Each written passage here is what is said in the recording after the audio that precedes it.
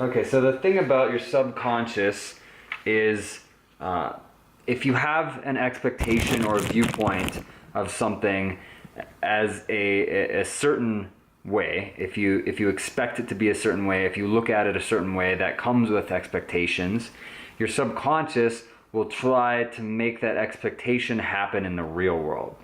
So what that means is if you look at gates, if you perceive gates as obstacles or something to hit, then your subconscious is going to say, okay, if gates are obstacles or something to hit, then I'm going to line everything up so that during my turn, the gate feels like an obstacle or I hit it, which means if you're trying to go around a gate and you're trying to make your minimum radius turn and you're trying to just keep turning, dropping your knees in and making it tighter and tighter and tighter and tighter, like somebody like Marcel Hirscher is really good at, and you're perceiving the gate as an obstacle, your subconscious is going to try and line you up so that this gate becomes and feels like an obstacle at some point in your turn. And what that means is it's going to line you up so that you do this, and then at some point you're going to have to let off and not keep dropping your knees farther and farther and farther in throughout the turn in order to get more and more and more edge angle. And that's going to mean that you're having to let off, and now you're not making your minimum radius turn anymore.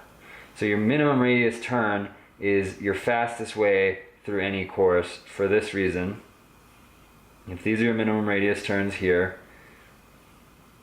oops, that would be more like that. If that's your minimum radius turn, now you have to wind up at this point going this direction, right? And that's how you're going to make this next turn. You can do a larger than your minimum radius turn, and what's going to happen is it's just going to start at that same bottom point and wind up here. So that means that you're going to have to start your turn up higher, and you're going to travel all this extra distance versus that, so that's going to be slower. And you're going to come out here, but now this one's going to have to start higher too if you're not doing your minimum radius turn. So that actually means that where before you had this direction, now you need that direction, and you've got a difference in angle there. So you've actually got to come farther across the hill and come farther out of the fall line if you're not making a minimum radius turn at every gate. And if you're more out of the fall line, obviously you're slowing down. So you're adding distance. This is a bigger distance than that, and you're also coming farther out of the fall line. So anything other than your minimum radius turn on each gate is slowing you down. You're not actually increasing the friction of your edge in the snow by that much by making a slightly tighter turn, because maybe you're doing 1.1 G instead of 1.0 G, but you're doing it on a tighter line, so you're doing it for less time. So you might be doing it 90% as long versus 100%, and so they offset. So the minimum radius turn is always the fastest.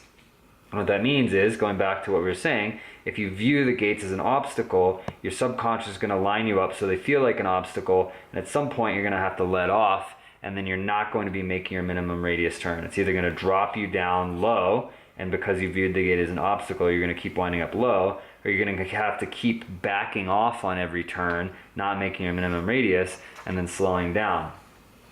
What that means to where you start your turn and how you start every turn perfectly on time and not too early is that you basically shift to seeing gates from obstacles or something that you hit in terms of your perception of them to more like one of those Red Bull airplane pylons that they have to cruise around nice and cleanly without it's the worst airplane I ever drew.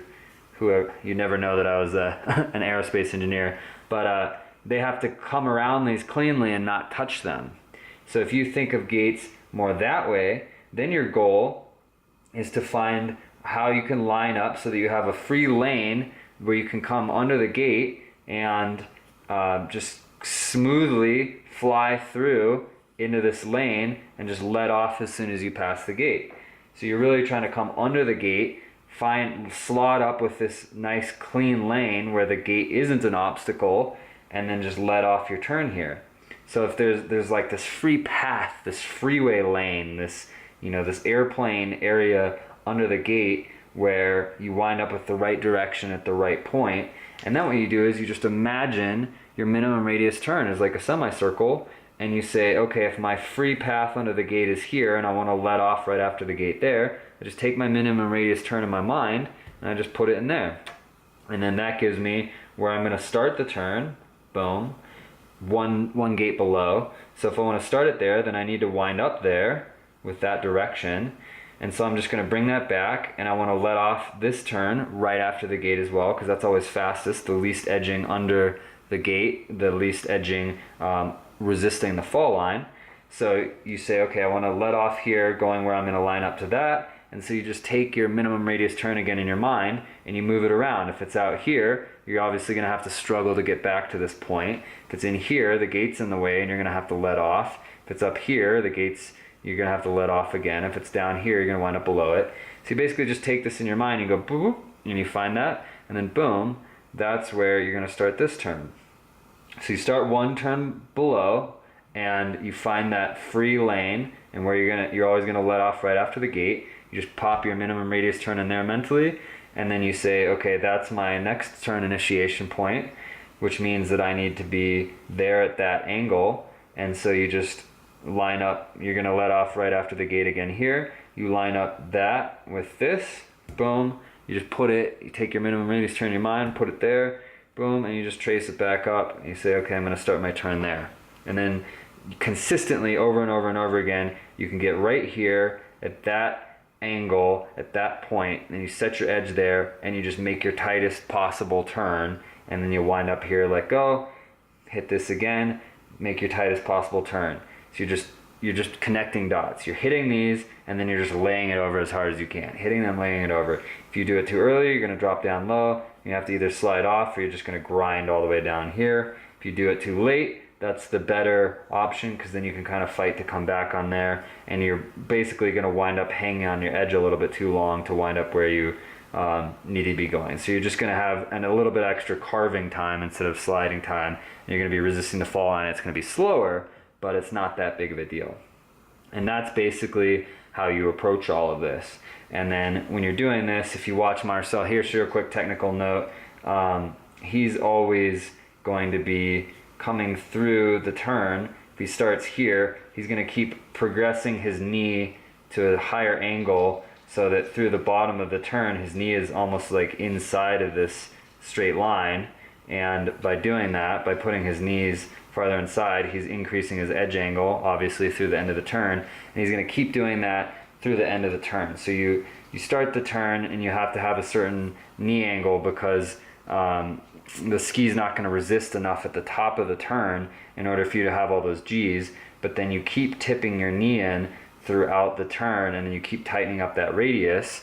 And what's going to happen is you're gonna have a smaller radius by progressing every turn. The ski's going to load up more. It's going to give you more snap, and then you're going to be able to straighten out the line and reduce the distance that you're going. And any increase in the friction, as long as it's a clean carve, is going to be offset by a reduction in the amount of time you're on the edge, and it's going to come out a wash, except that it's going to be faster. So basically that's it, and I hope that helps.